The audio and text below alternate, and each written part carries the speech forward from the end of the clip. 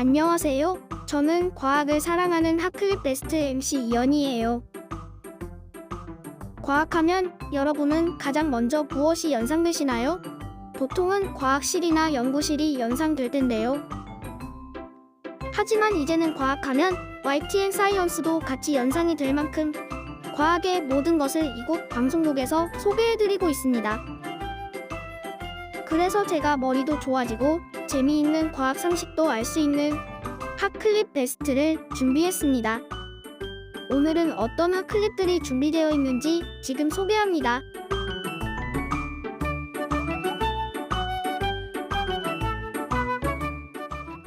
녹조라떼란 녹조 현상으로 인해 물의 색깔이 초록색으로 변한 강이나 호수를 빗대어 하는 말입니다.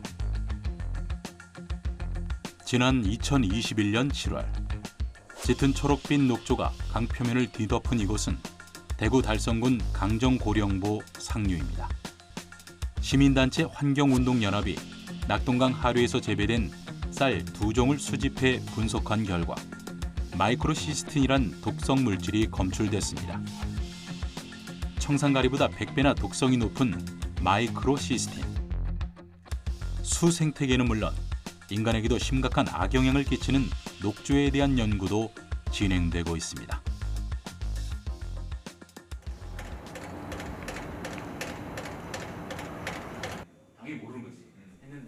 최근 녹조 발생이 이슈가 되면서 이를 신속하고 정확하게 파악하는 것은 선택이 아닌 필수가 되었습니다. 이곳에서는 얼마 전 개발한 수질 원격 탐사 기법으로 녹조 모니터링을 진행하고 있는데요. 수질 원격 탐사 기법은 하천이나 호수를 대상으로 초분광 센서를 이용해 원거리에서 수질을 측정하고 이렇게 측정한 데이터에서 수질 정보를 얻어내는 기술입니다. 기존 녹조 모니터링은 특정 지점에 시료를 채취한 후 현미경으로 조류의 세포수를 직접 세는 방식. 때문에 많은 인력과 시간이 소요되고 특정 지점에 대해서만 정보를 얻을 수 있다는 한계가 있어서 하천이나 호수의 전반적인 발생 현황을 신속하게 파악할 수 없었는데요. 특히 갈수기 녹조 대응을 위해 전국 주요 하천의 조류 발생 모니터링을 강화하고 있지만 수백 킬로미터에 달하는 하천 구간의 현황을 파악하기에는 한계가 있었습니다. 그래서 주목한 것이 바로 지점 단위가 아닌 면 단위 모니터링이 가능한 수질 원격 탐사 기법이었습니다. 녹조라는 것은 공간적으로도 매우 불균일하게 이제 발생하는 현상이고 시간에 따라서 변화도 매우 크기 때문에 면 단위로 측정해서 과연 어디에 녹조들이 분포하고 있는지 이 공간적인 분포들을 제대로 알 때 어떤 이유에서 이 녹조가 어느 지역에서 주로 피는지 이런 것들을 또 분석할 수 있는 유용한 그런 툴이기 때문에 이런 것들을 적극 활용하고 있습니다. 원격 탐사에 있어 기술의 핵심은 관측하고자 하는 대상의 특징을 센서로 감지할 수 있는지 없는지가 관건. 수질 원격 탐사 기법이 가능했던 건 바로 이 초분광 센서. 초분광 센서는 자외선, 가시광선, 적외선 등의 빛의 스펙트럼 영역을 수십에서 수백 개의 영역으로 나누어 감지할 수 있는 센서입니다. 이런 초분광 센서를 이용하여 영상을 촬영하고 이 자료를 토대로 수질 농도 분포도를 제작하죠. 이 자료는 대상체가 민감하게 반응하는 좁은 파장대역의 정보를 담고 있기 때문에 일반 카메라보다 향상된 정확도의 원격 탐사가 가능하게 된 것이죠. 특히 일반 촬영으로는 구분하기 힘든 독성 물질을 배출하는 녹조류를 구분할 수도 있답니다. 이런 이유에서 초분광 센서는 수질뿐만 아니라 최근 해양, 군사, 산림, 농업, 환경 분야 등 다양한 분야에서 활용되고 있습니다. 녹조의 발생 위치와 발생 정도 정보를 신속히 획득하여 녹조 제거 등을 위한 의사결정 등에 적극 활용할 수 있을 것으로 기대되고, 또한 수변 지역의 피복, 식생 파악과 오염원 확인 등 다양한 물환경 분야로 확대할 수 있을 것으로 생각됩니다. 비행기를 포함한 다양한 항공기의 안정적인 비행을 위해선 활주로에서 안전하게 이착륙하는 것도 중요한데요. 이를 위해서는 항공기마다 맞춤형 활주로가 필요하답니다. 이 착륙의 거리는 항공기의 무게나 그다음에 항공기의 그 속도 등에 따라서 이 착륙의 거리는 달라집니다. 그래서 항공기가 무거울수록 착륙의 그 거리는 길어진다고 볼 수가 있습니다. 항공기의 무게와 크기는 준알개 폭과 주륜 외곽의 폭에 따라 가장 작은 크기의 A부터 가장 큰 F까지 총 6개의 등급으로 나뉘는데요. 항공기의 성능과 온도 등 다양한 사양에 따른 최소 이륙 거리까지 고려하면 18m부터 60m까지 각 등급에 맞는 5종류의 활주로 폭이 설계됩니다. 그리고 이렇게 결정된 활주로 폭은 활주로 끝에 그려진 세로 줄무늬를 통해 알 수 있는데요. 활주로 폭에 따라 세로 줄무늬의 개수가 다르게 그려지기 때문이랍니다. 세로 줄무늬가 16개일 경우에 활주로의 폭은 60m, 또 12개일 경우에는 45에서 46m, 8개는 30m, 6개는 23m, 마지막으로 4개일 경우에는 활주로의 폭은 18m. 그래서 비행기를 타고 이착륙할 때 활주로 끝에 그려진 세로 줄무늬를 발견한다면 이젠 활주로 폭이 몇 미터인지도 알 수 있겠죠? 이제는 항공 우주 과학의 시대를 우리는 살고 있습니다.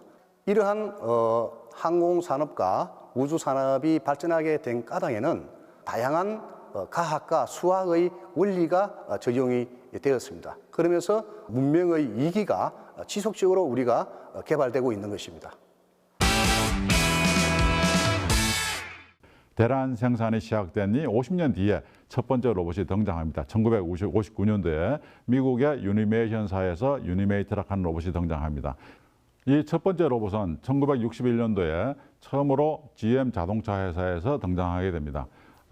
뉴저지 공장에서 다이캐스팅 작업을 하게 되는데요. 이 다이캐스팅 작업에서 로봇이 적용될 때 다이캐스팅에서 나오는 뜨거운 쇳덩어리를 로봇이 들어서 꺼내주고 하는 그런 작업을 합니다. 이건 핸들링이라고 우리가 보통 부릅니다. 핸들링이라고 하는 작업은 어떤 물건을 A에서 B로 이동하는 것을 핸들링이라고 합니다.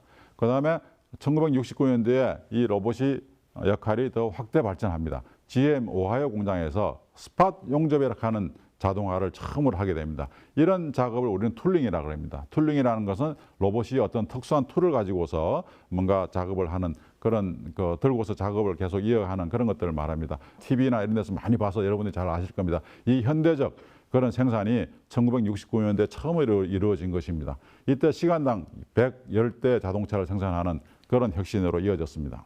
이런 핸들링과 툴링은 1970년대에 성장한 전자산업이 대량 분업화되는 1980년대에 굉장히 많이 역할을 하게 됩니다. 전자산업에서도. 그래서 조립을 위한 핸들링과 용접 디스펜싱 등을 위한 툴링, 이 두 가지 작업에서 역할을 하게 되고요. 그 다음에 1990년대 와서는 핸들링 중심의 로봇 활용이 반도체와 디스플레이에서도 이루어지게 됩니다. 이런 공장에서 적용되던 그 핸들링과 툴링 두 작업은 2000년대 오면서 공장 전체로 어떤 작업, 단일 작업들이 아니고 공장 전체로 확대되면서 스마트 팩토리 이런 이름으로 확대되면서 핸들링은 자동화된 장비들을 전체를 연결시켜주는, 자동화를 완성시켜주는 그런 자동화의 완성이라 하는 역할로 발전하게 됐고요. 그 다음에 툴링이라는 것은 인간을 위한 완전한 도구로서, 인간이 꿈꾸어온 완전한 도구로서 발전하게 됩니다. 그러니까 완전한 도구로서의 로봇, 그 다음에 자동화를 완성시켜주는 로봇, 이 두 가지 역할이 공장에서 이루어지게 됩니다. 다음 단계로 할 수 있는 게 공장을 벗어나는 로봇들입니다. 공장을 벗어나는 로봇들은 1990년대에 굉장히 폭발적으로 이루어지게 됩니다. 예를 들어서 과수를 한다든지 축산을 한다든지 하는데 로봇이 적용되기 시작합니다. 그 다음에 국방에서도 처음으로 로봇이 전투에 투입되죠. 1990년대 초반에. 그 다음에 다양한 서비스 로봇이 등장합니다. 이게 전문가용 서비스 로봇, 대표적인 게 수술 로봇이죠. 그 다음에 개인용 서비스 로봇, 가장 대표적인 게 가정에서 사용하는 로봇 청소기가 가장 대표적이죠. 여기서 이 시기에 로봇은 또 두 가지 역할을 추가하게 됩니다. 첫 번째 추가된 역할은 인간과의 협력입니다. 로봇 청소기 할 수 있는 청소는 아주 작은 청소입니다. 완전한 청소는 인간이 도와줘야지 완전한 청소가 되는 거죠. 아주 그 구석구석이라든지 이런 것들. 그러니까 인간의 역할과 로봇의 역할을 나눈 게 로봇 청소기라고 할 수 있습니다. 그다음에 최근에 가장 인기 있는 협동 로봇.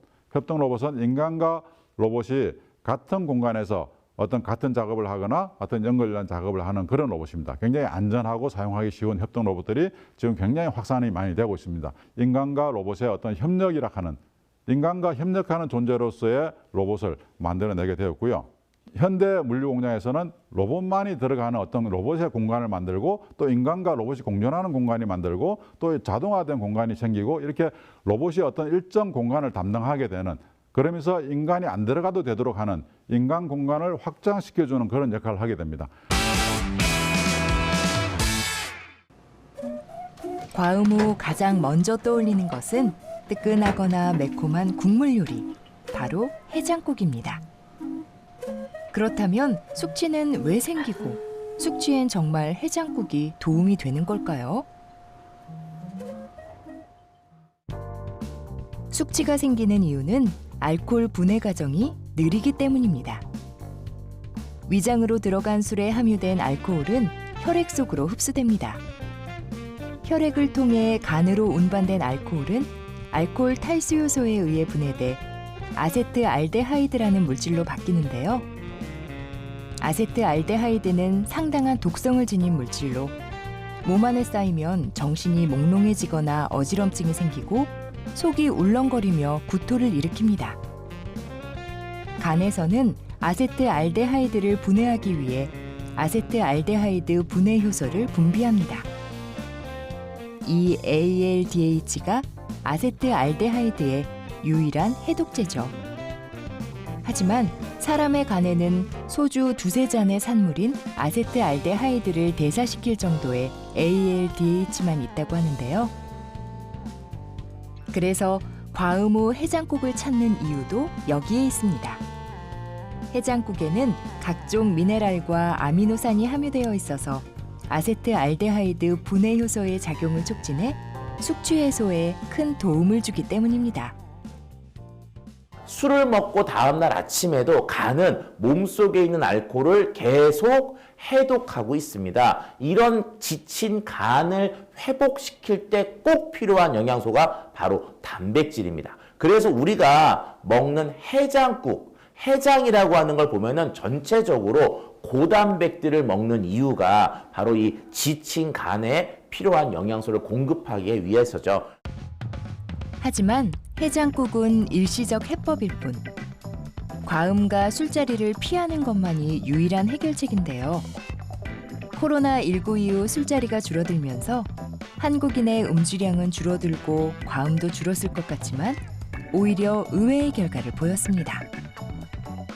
2020년 기준으로 음주시 하루 평균 음주량은 6.7잔으로 2019년 6.9잔에 비해 다소 줄었지만 2018년 6.3잔에 비교하면 오히려 일평균 음주량이 더 늘어났는데요. 그만큼 한국인의 과음은 여전하다는 것입니다. 그렇다면 과음은 인체에 어떤 영향을 미치는 걸까요? 술을 마시게 되면 알코올이 분해돼서 아세트알데하이드라는 대사물질이 되는데요. 이 물질이 인체에 여러 가지 다양한 증상을 일으킵니다.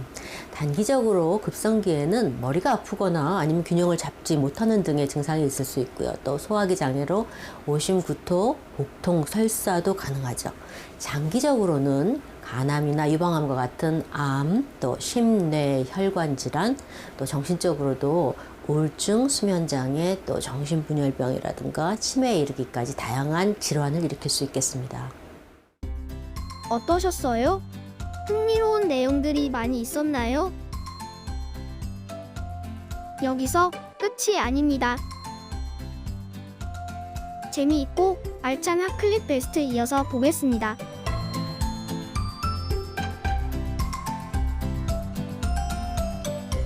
오늘 만나볼 수학자는 바로 레온하르트 오일러입니다. 오일러는 18세기 수학자로서 스위스 출신입니다. 수학의 역사적으로 봤을 때도 아르키메데스, 뉴턴 등과 함께 위대한 수학자로 평가받는 인물 중에 한 분입니다. 오일러의 많고 많은 업적 중에서도 제일 먼저 눈에 띄는 업적은 다양한 수학 기호를 도입하고 대중화시켰다는 건데요. 원주율 기호인 파이도 오일러가 자신의 저서에서 사용하면서 유럽을 시작으로 보편적으로 사용하기 시작했고요. 함수를 fx로 표기하고 삼각비와 삼각함수에 등장하는 사인, 코사인, 탄젠트도 오일러가 처음 사용했답니다. 하지만 오일러 하면 가장 유명한 업적은 바로 그의 이름을 딴 오일러 공식. 오일러 공식은 오일러가 만든 공식으로서 지수함수와 삼각함수 사이의 관계를 나타내는 식입니다. 매우 간단하게 표현되어지는 식이기에 많은 수학자들은 이 수식을 매우 아름다운 수식이라고 이야기를 하곤 합니다. 오일러 공식은 변수에 파이를 대입하면 여러 상수와 연산이 등장하는 식이 되는데요. 원주율 파이부터 자연 로그에 미치자 미적분에서 가장 중요한 상수인 2, 대수학에서 나오는 상수인 허수 i, 물을 뜻하는 0과 수의 시작인 1까지 다양한 수학 기호가 등장하기 때문에 정말 간단한 방법으로 수학 대통합을 이룬 식이죠.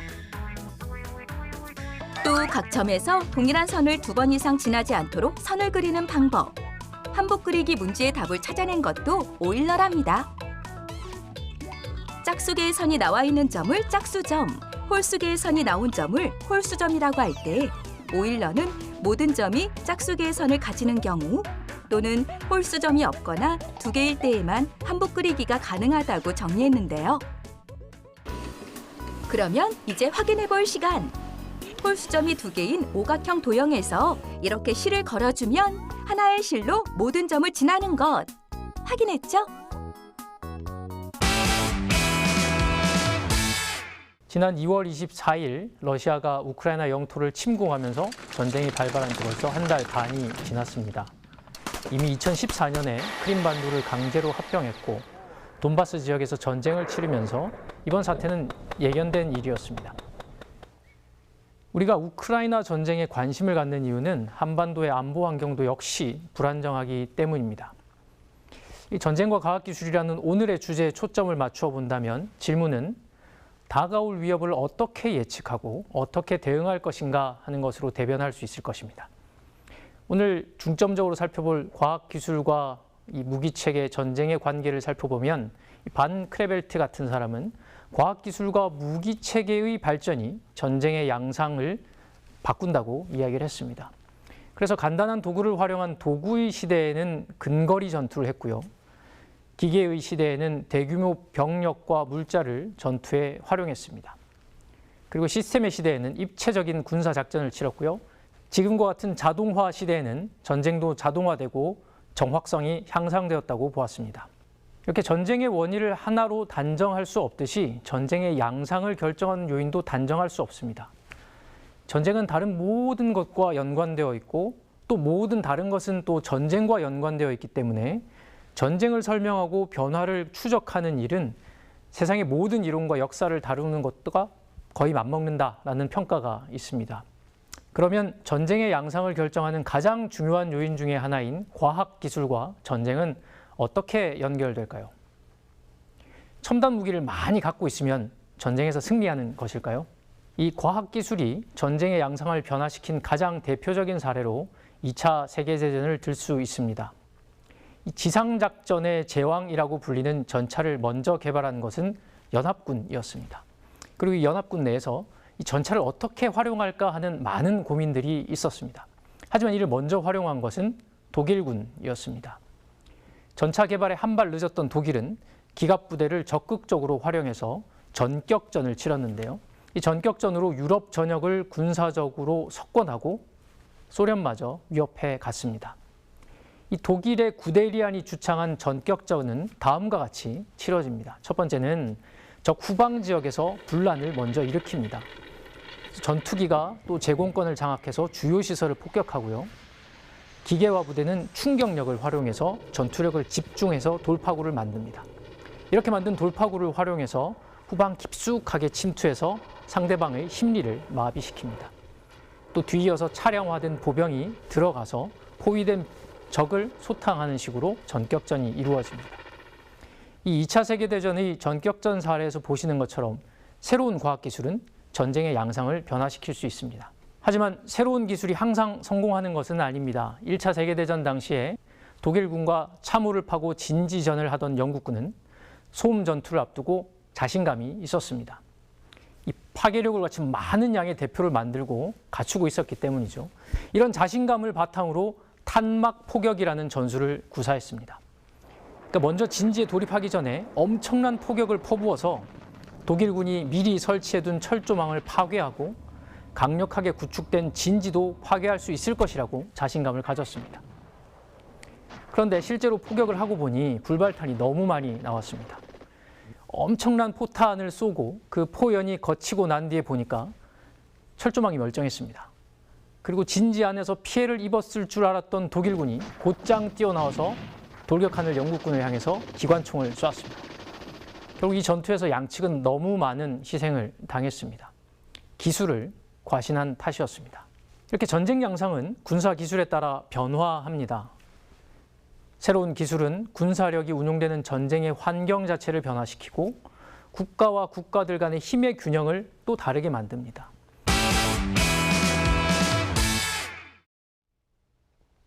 안녕하세요. 저는 서울대학교 농업생명과학대학의 고희종 교수입니다. 기후변화는 여러 기관에서 프로그램들을 통해서 앞으로 기온 상승이 어느 정도일 것이다 예측을 하고 있는데요. 적게 잡고는 2100년에 약 2도 정도, 많게 잡으면 5도씨 정도 상승할 것으로 예측을 하고 있습니다. 지구온난화는 곧 기후변화로 연결되는데 그 주범은 온실가스입니다. 온실가스가 지구에서 외기로 복사하는 열을 차단하면서 온실 현상이 일어나서 지구 표면의 온도가 올라가는 것인데요. 이런 온실가스는 이산화탄소나 메탄, 프레온가스, 이산화질소 등이 있는데 가장 많은 영향을 하는 것은 이산화탄소가 되겠습니다. 우리나라의 산업별 이 온실가스 배출량을 보면은 에너지 산업이 가장 큰 비중을 차지하고요. 그 다음에 그 수송이라든지 여러 산업 부분에서 많은 온실가스를 배출하고 있고, 농업 쪽에서도 의외로 약 3% 정도의 온실가스, 특히 메탄가스를 배출하고 있습니다. 이런 지구 온도 상승이 우리한테 여러 가지 그 피해를 주게 되는데요. 수자원이 고갈돼서 물 부족을 가져오기도 하고, 생태계의 그 멸종들을 초래하기도 하고, 농업 쪽에서는 생산성을 감소하기도 하고요. 홍수나 질병을 만연하게 하기도 합니다. 특별히 농작물 생산에 미치는 그 영향을 좀 더 구체적으로 보면은 기온 상승, 가뭄과 침수 발생, 그리고 대기 CO2가 좀 증가하죠. 이런 것 때문에 한쪽에서는 CO2 농도가 증가하고 온도가 높아지니까 생산성이 증가할 수도 있다. 이런 예측도 하기도 합니다. 지금 과거에는 농작물의 그 주요 수입국이었던 러시아가 밀도 수출하고 옥수수도 수출하고 있습니다. 이런 것이죠. 그렇지만 전반적으로는 부정적인 영향이 굉장히 큽니다. 즉 생산성도 감소하고 품질도 나빠지고 또 잡초와 병해충 발성도 상당히 심화되고 또 건조, 침수 피해들이 빈발하고요. 또 토양 침식도 심화돼서 전반적으로 환경이 피폐해지고 농작물 생산에 악영향을 미치게 됩니다. 여러 그 기구에서 온도 상승에 따른 작물의 생산성을 예측을 하는데 조금씩 차이가 있습니다만 대체적으로는 그 생산성이 많이 떨어질 것이다. 이렇게 보고 있고, 이 그림은 3도씨 정도 증가한다고 2050년에 볼 때 어느 정도 생산성이 감소할 것인가를 지역별로 본 것입니다. 특별히 열대 지역을 중심으로 해서 생산성 감소가 두드러지고요. 미국 같은 경우에는 4 내지 50% 곡창지대에서 생산성 감소가 있을 것으로 보고 있습니다. 우리나라는 벼, 콩 같은 경우에는 8% 생산성 감소, 보리는 15% 감소할 걸로 그렇게 예측이 되고 있습니다. 미국 정부가 9쪽짜리 보고서를 발표하며 큰 방향을 일으켰습니다. 보고서에 따르면 미확인 공중 현상이 실제로 존재하는 물리적인 현상이며 이것이 국가 안보에 위협이 되고 있다고 밝혔습니다. 본문에는 일단 그게 굉장히 고도의 기술력이 관여돼 있다 이런 식으로 표현을 하고 있어요. 그 UFO라고 우리가 이제 판단할 수 있는 극도의 가속 또는 엄청나게 빠른 속도 이런 부분을 이제 언급을 하고 있고요. 그 보고서를 읽어보면 일단은 미확인 비행 물체의 존재를 부정을 하고 있진 않아요. 자, 근데 이제 문제는 UFO란 용어 자체가 사라져 버렸어요. 전혀 언급이 안 돼요. 144건을 분석을 했다고 이제 그렇게 써 있는데 대부분 18건을 제외한 대부분이 미국의 어떤 비밀 프로그램, 미 정부의 비밀 프로그램, 민간에서 만든 어떤 비행체, 그리고 중국이나 러시아로부터 날라오는 어떤 비행체, 그리고 자연 현상, 뭐 이런 가능성들을 이제 언급하죠. 그동안 UFO를 중심으로 한 외계 생명체에 대한 의문은 끊임없이 제기되어 왔지만 이를 증명할 순 없었는데요. 현대 이후 UFO 최초 목격 사례는 1947년 민간 비행사 케네스 아놀드가 편대를 이뤄 비행하는 9개의 물체를 목격한 것으로 전해지고 뉴멕시코주 로즈웰이란 마을에서 UFO가 추락해 외계인의 시신이 발견되었다고 전해져 큰 화제가 되었습니다. 그 시기에 그 로스웰 말고도요, 미국의 다른 지역의 군 비행기 조종사들이나 또는 관제탑 요원들이 하늘에서 이상한 그 괴 비행체들을 목격했다. 이래서 이제 계속 보고를 하게 되죠. 1948년부터 이제 공군이 신설이 되는데 공군에서 UFO를 정식으로 조사하는 그런 부서가 운영이 되기 시작하죠. UFO 논란은 우리나라도 예외일 순 없습니다. 조선왕조 실록에 따르면 UFO에 대한 첫 기록은 세종대왕 때며 조선시대에 강원도 일대에서 기이한 자연현상이 종종 발생했다고 하죠. 한국 UFO 조사 분석센터에 따르면 국내에서는 연간 400에서 500건의 UFO 목격 제보가 신고된다고 하는데요. UFO야, UFO. 와, 이거 뉴스에 제보해야 된다. 이 중 약 99%는 대기 현상 등 출처를 확인할 수 있는 사례지만 확인되지 않는 비행 물체로 결론 지어진 사례도 약 100여 건인 것으로 나타났다고 합니다. 그렇다면 미확인 공중 현상의 조건은 뭘까요? 미 당국과 전문가들은 그 출처를 파악하기 위해 5가지 범주를 기준으로 삼고 있습니다. 구체적으로 색대 등 레이더 목표물을 방해하는 공중 간섭물, 대기 현상, 미 정부의 개발 프로그램, 외국의 경쟁 시스템 등 이 5가지 범주에 포함되지 않는 비행 물체를 출처를 확인할 수 없는 것으로 보고 있습니다. 지구에 이런 고등생명체가 있고 불과 비행기가 발명된 지가 100년 좀 넘었거든요. 근데 이 100년 만에 우리가 초음속 여객기, 비행기 또 달과 화성까지 가는 비행체를 만듭니다. 그러면 이게 천년 만년 진화를 하고 기술이 발전된다고 할 때는 머나먼 우주도 시공간을 뛰어넘어서 얼마든지 올 수 있지 않을까. 예. 그건 얼마든지 우리가 유추할 수 있는 겁니다. 그래서 UFO는 먼 우주에서 우리 지구보다 훨씬 발전된 문명을 가지고 있는 그러한 지적 생명체들이 지구를 모니터링하기 위해서 온 것이 아닌가라는 것이 이제 중론이고요. 예, 그렇게 우리가 합리적으로, 과학적으로, 객관적으로 유추해 볼 수 있습니다. 핫클립 베스트 재미있게 시청하셨나요? YTN 사이언스와 MC 이현희는 과학을 대중화하는 데 더욱더 노력할 것이며 다음에도 여러분의 지적 능력을 향상시킬 알찬 핫클립으로 다시 찾아오겠습니다. 그럼 안녕히 계세요.